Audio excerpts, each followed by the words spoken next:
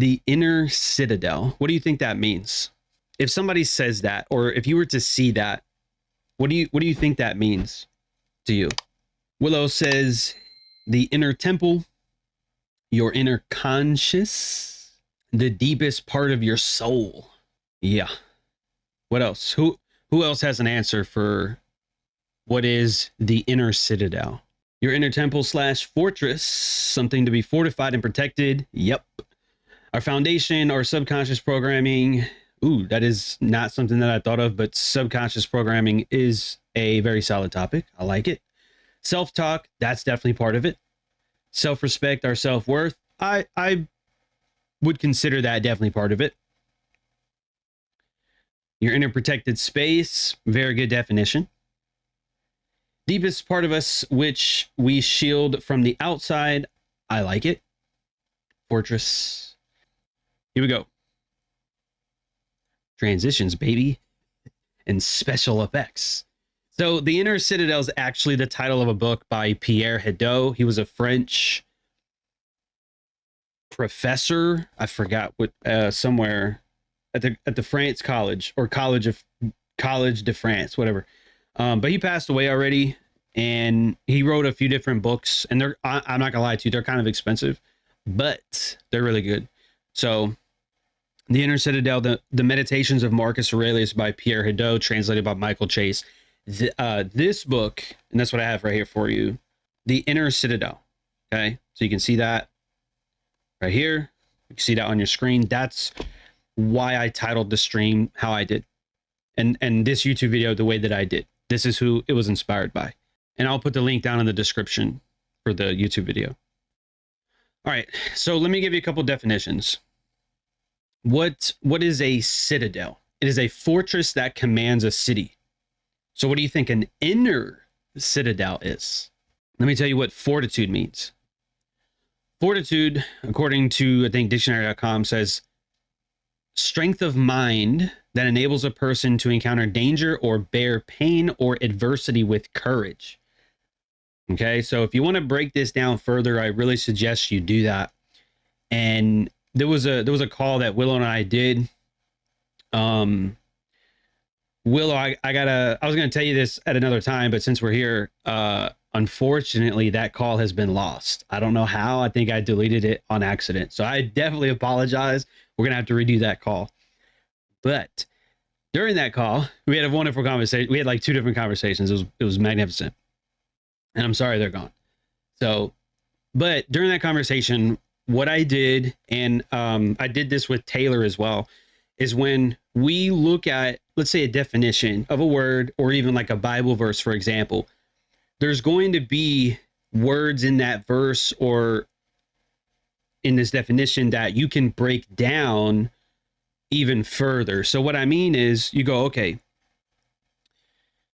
adversity and then courage. So like what I would do is say, hey, look, if you really want to understand what this is, you need to know what courage is as well. So you would kind of go, okay, highlight courage and then have the definition under that. And then everything sort of blends in together so you understand the full definition of fortitude. But the short version is strength of mind that enables a person to encounter danger or bear pain or adversity with courage. Ethics, right? Ethics, by definition, is a set of moral principles, a theory or system of moral values. Now, this isn't the definition, but to give you some history here, it's derived from the Greek word ethos, which means way of living. Ethics is a branch of philosophy that is concerned with human conduct, more specifically, the behavior of individuals in society. So it's this idea that your mind, right? That's your inner citadel. There was a quote from Epictetus. He basically said, look, you can break my leg, but you can never break my mind. You can chain my body, but you will never chain my mind. My mind will always be free.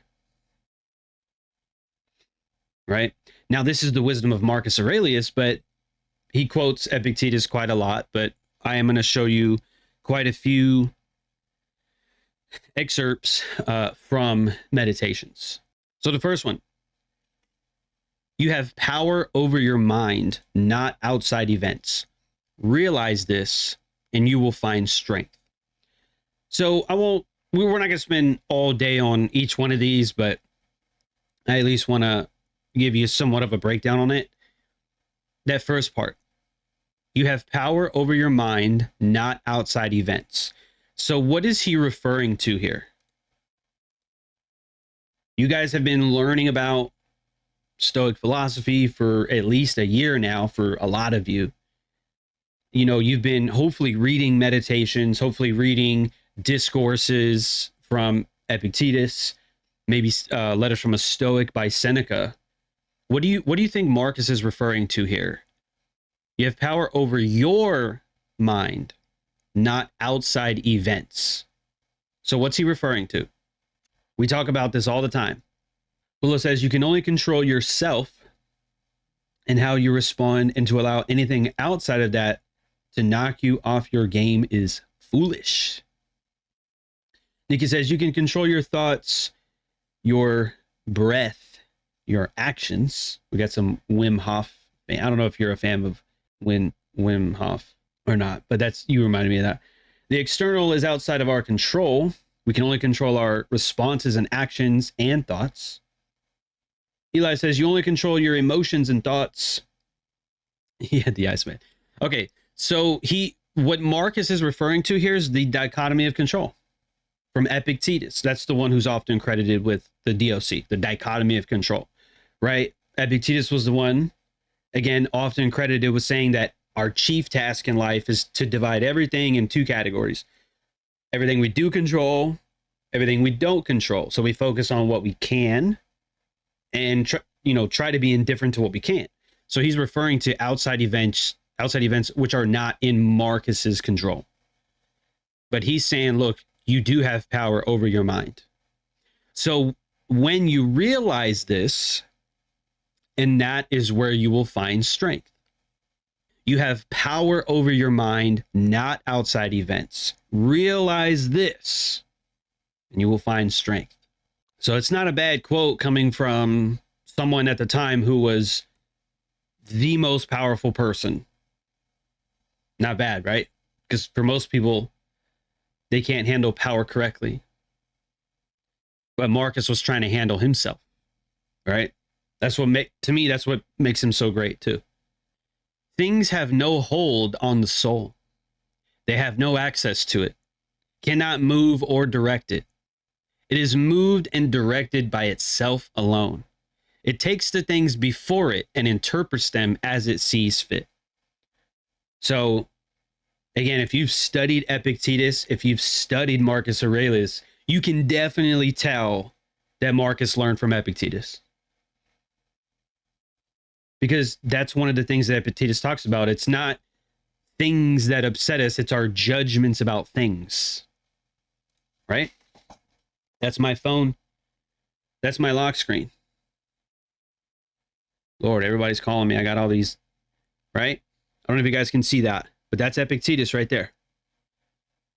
The camera won't zoom in on it, but it's not things that upset us, it's our judgments about things. So you can see Marcus reflecting that just in a sort of a different way, right?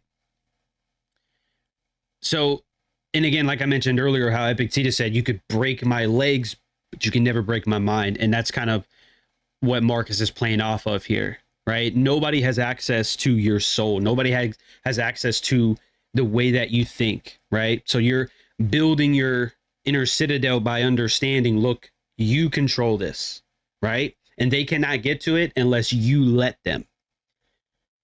Okay, it is moved and directed by itself alone. You have power over your mind, not outside events, right? And then it judges what's around, and it interprets them as it sees fit. Okay, so that's important there too. As it sees fit. So if you look at something positively, that's how it sees fit. If you look at that same situation in a negative light, that's how it sees fit, right? But you are the master of your judgments. Value judgments, we call them, right?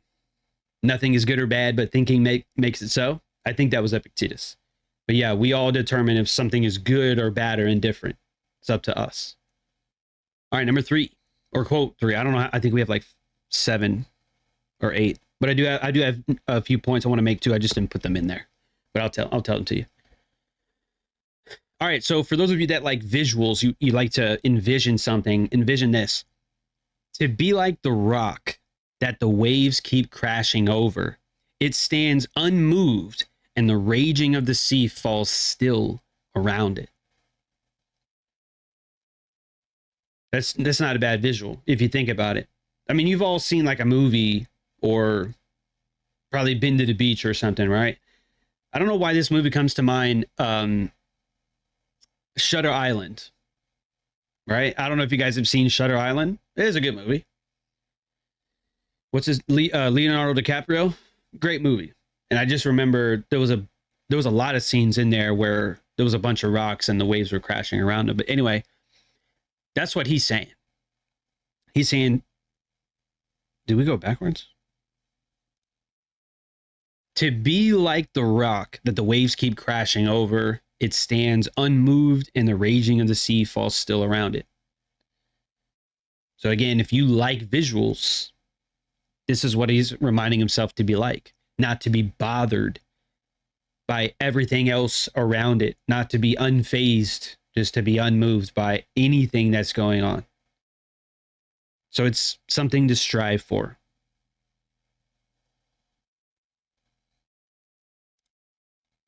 Here's a good one. And this is kind of what I ran into recently. Which if we have time, I'll go off. But I really want to get through the lesson before we do that, if we're going to do that.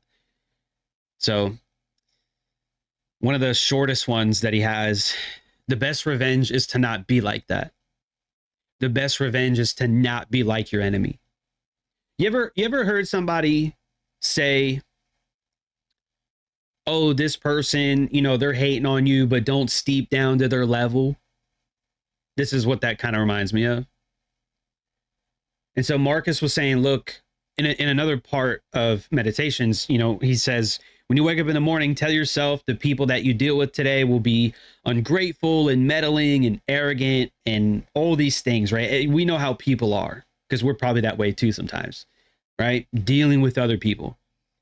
And so he's telling himself, look, they are going to be like that. You let them be arrogant and surly and be bozos, right? And be irrational. But the best revenge is to not be like that. To remain ethical and to hold still in your values, right? The best revenge is to not be like that. Here's a pretty good one. We could probably break this down pretty far. Someone despises me, that's their problem. Mine, not to do or say anything despicable. Someone hates me, that's their problem. Mine, to be patient and cheerful with everyone, including them. Including them. Zay says, I remember Bob Proctor, Bobby P, saying something similar. When people annoy or anger you, send them love, because if you stop or if you stoop to their low, you'll be vibrating lower. Well, yeah, it's kind of a long-winded way and sort of a new era way of saying, don't be like that. Love your neighbor, as Jesus would say. So think about that. If we come back to the dichotomy of control for a second, look what he's saying. Someone despises me, but that's their problem, right? If they have a problem, that's not in Marcus's control. He's saying that's on you. So what is his focus? His focus is to not do or say anything despicable. Anything despicable.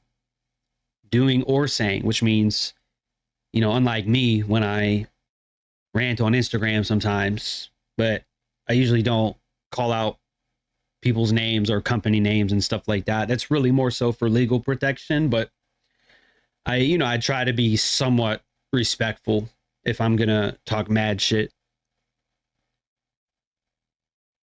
So, but anyway, He's saying that's their problem. What I have to focus on is not doing or saying anything despicable. They hate me. Again, that's on them.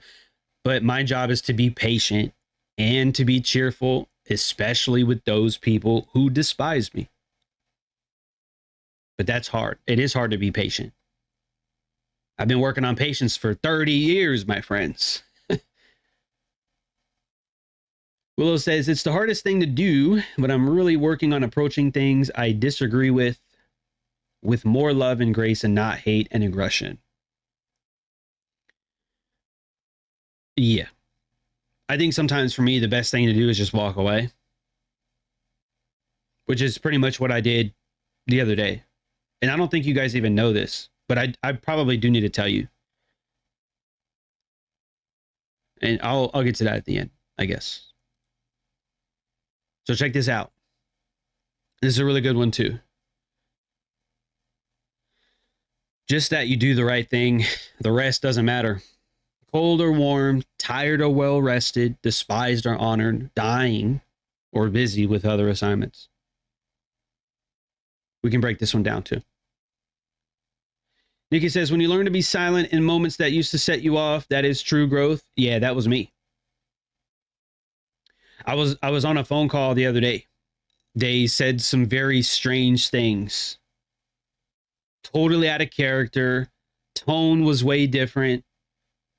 And the things they were saying were just, it didn't make any sense. They were going against everything that we were, had put in place. So it was very weird and very strange. And I was so thrown aback that I just didn't even say anything. And there was like a long, awkward pause of silence. Because what do you do? I mean, in a situation where somebody says something totally off the wall and you don't even know what to say. So you just don't say anything. But anyway, let's break this down. Just that you do the right thing. The rest doesn't matter. So I think what he means here by saying the rest doesn't matter is the justifications for like why we wouldn't want to do the right thing. So he lists a few things out and he's reminding himself, look, it could be cold outside. It could be warm outside. Doesn't matter. You could be tired. I'm tired right now. Okay. I am. Sometimes I'm well rested. I wake up, slam an energy drink and I'm good to go. That's not today. All right. So whatever the weather, doesn't matter. If you're tired, doesn't matter. If you're well rested, it's probably better. But again, doesn't matter. Whether you're despised or honored. Now, obviously, given Marcus's position as emperor, ruled the Roman army, had a lot of, peers and stuff in the Senate. So he was basically a celebrity, right? So he's saying, in that position, people are going to despise him. Rome was at war for a long time. They went through famine and diseases and people died. And it was probably a shit show in 165 AD, right? It was horrible. So yeah, people probably blamed Marcus for things that probably weren't even his fault as emperor. And I'm sure some people honored him as well. Doesn't matter. He's saying it doesn't matter whether people like you or whether they honor you. You just got to do the right thing. He's like, even if you're dying, even if you're on your deathbed, Marcus, you still got to do the right thing. So think about that. How many times have you tried to justify doing the wrong thing because of the weather or because you were tired or because people that maybe you were supposed to go meet didn't like you? So you're like, nah, I'm not going to go meet them or whatever. So think about that. Basically, it doesn't matter about anything. Nothing matters because you can still choose to do the right thing no matter what your excuse is. That's, I believe, what he's saying. I think there's one or two more. This might be the last one, actually. This is one of my favorites, too. This is another short one from Marcus. Stop talking about what a good man is like and just be one. It's funny. There's another translation. I chuckled the first time I read it. It was, no more roundabout discussion about what a good man should be. Just be one.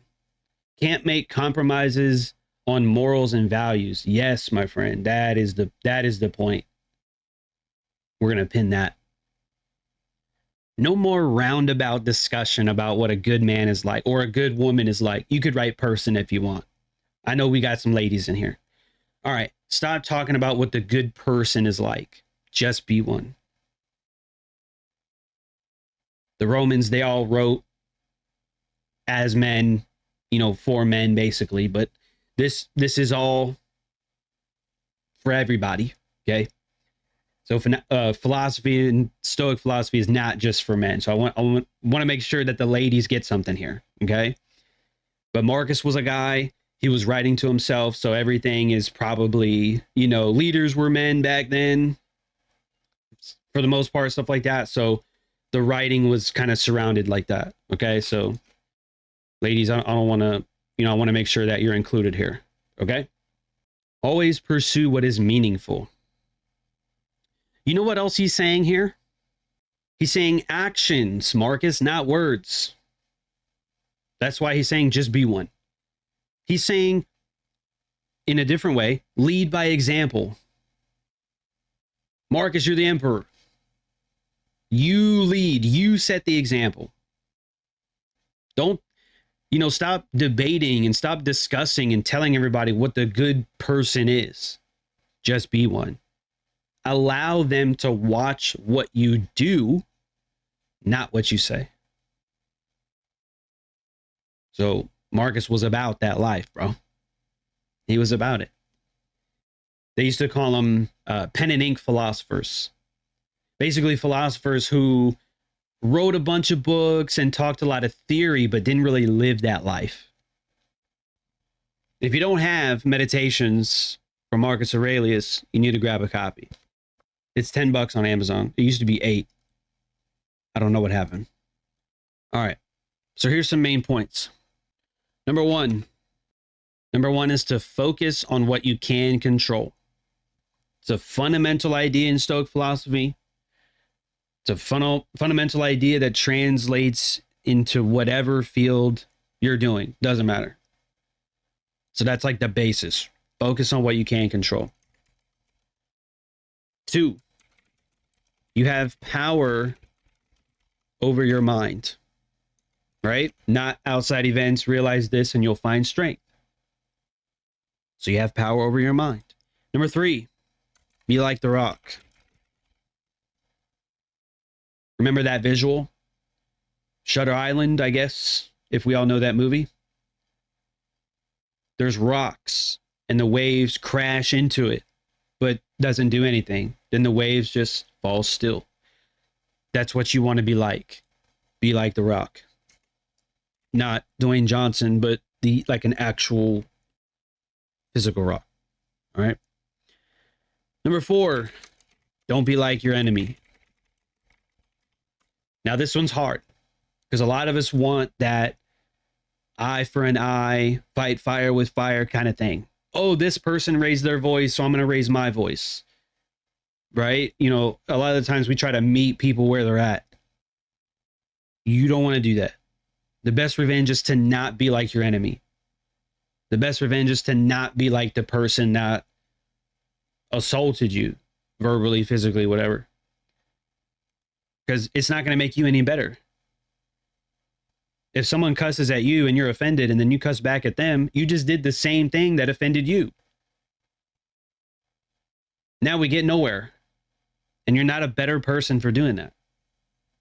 And trust me, I'm talking to myself here too. Okay? I'm not just telling you how to be good, all right? This is me telling myself as well, all right? I'm not the perfect person, okay? Number 5, don't say or do anything despicable. Don't do or say anything despicable. Which is basically 4 and 5 put together. Number 6, we didn't go over this because I didn't put it in there. I'm sorry, but number 6 is tolerant with others and strict with yourself. Marcus does tell himself that in Meditations. I don't know where it's at, but it's in there. It's definitely in there. Be tolerant with others and strict with yourself. Number 7, actions, not words. Stop talking about what a good person should be. Just be one. Lead by example. Actions, not words. Number 8, focus on yourself, not others. There was a portion earlier in Meditations where he says, on page 28 at the bottom, don't waste the rest of your time here worrying about other people unless it affects the common good. It will keep you from doing anything useful. You'll be too preoccupied with what so-and-so is doing and why and what they're saying and what they're thinking and what they're up to and all the other things that throw you off and keep you from focusing on your own mind. So that's what I mean by that. Focus on yourself, not others. Number 9, do the right thing. Actually, that's fine. Do the right things, no matter how you feel. Do the right things, no matter how you feel. Here's another quote as well that is kind of in alignment with that. It's just, he says, Marcus repeats himself a lot, just in different ways. Here's a way that I really like, because this is another visual. For those of you that like to maybe picture something or draw something on your notes, check this out on page 87, point 15. No matter what anyone says or does, my task is to be good, like gold or emerald or purple repeating to itself. Quote, no matter what anyone says or does, my task is to be emerald, my color undiminished. End quote. So he's just reminding himself to be good, that it doesn't matter what everyone else says. Oh, I don't want to have 9 because that's kind of an odd number. I want to add one more in here. You know what? We'll do this. On page 103.9, it's a short one. Don't be overheard complaining about life at court, not even to yourself. So number 10, we'll end it with that. So we get a good even number in here. Number 10 is don't complain. Don't complain. And I know it's hard. It's supposed to be. Okay? It's supposed to be. So again, this idea of building your inner citadel, your inner city, right? Protection against the outside world, protection against false judgments or false value judgments. Oh, it's raining outside. It's such a bad day, you know? Or, man, a business deal was supposed to be very lucrative. Oh, it fell through. What a bad thing. It's like, no, at least now I get to stop wasting my time on something that didn't work. And I can move on to something else. Again, nothing is good or bad, but thinking makes it so. But when you deal with other people, which you will, because this is life, and in life we deal with everybody. Family, friends, coworkers, whatever. People on the road. Stuff like that. Building your inner citadel. Focus on what you can control. You have power over your mind. Be like the Rock. Don't be like your enemy. Don't do or say anything despicable. Tolerant with others and strict with yourself. This number 6 is hard. It's hard, dude. Because like I said the other day on my Instagram story, just because you want to better yourself, just because you want to be a better person, a better mom, a better dad, a better friend, a better coworker, a better leader, a better trader, business owner, anything, bro. You try to be better, but that doesn't mean everybody else is going to want to as well. You might try to be working on your cousin. That doesn't mean other people want to. You might be trying to quit smoking cigarettes, for example, but your friends that smoke cigarettes, they don't care. They're going to do what they want to do, and it's hard, right? So you got to be strict with yourself, but you got to be tolerant with others. All right. Number 7, actions, not words. That means be about it. Don't talk about it. right? So many people have talked their ass off to me. How many kids are we going to have? When are we going to get married? Well, that never happened. Oh, we're going to make all this money doing this and doing that. Well, that never happened.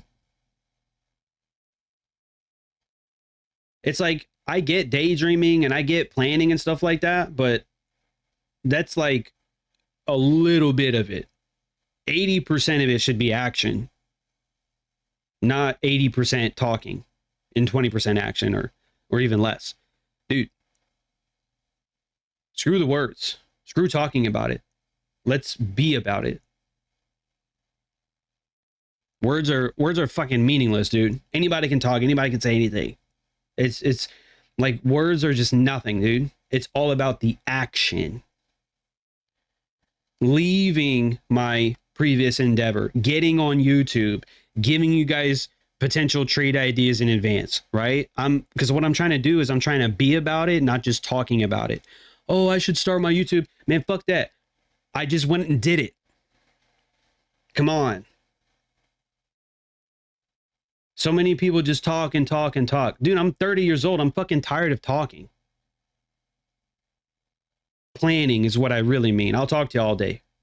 But what I mean by talking is like, oh, this is what we're going to do. This is what could happen. It's a waste, bro. It's such a waste. Let me finish this. Number 8, focus on yourself, not others. Because the more you focus on others, the less you focus on yourself, the less you're going to be able to do for yourself. Number 9, do the right things no matter how you feel, right? Whether they hate you or they love you, whether you're tired or well rested, whether it's cold or warm, whether there's traffic or not, doesn't matter. Whether you had your morning coffee or not, just do the right thing. And number 10, don't complain. This will, I believe, help you engage the world better. You know, I would also add pause before you react. That's a good one. Pause before you react. Because reactions are often irrational because they're made out of anger.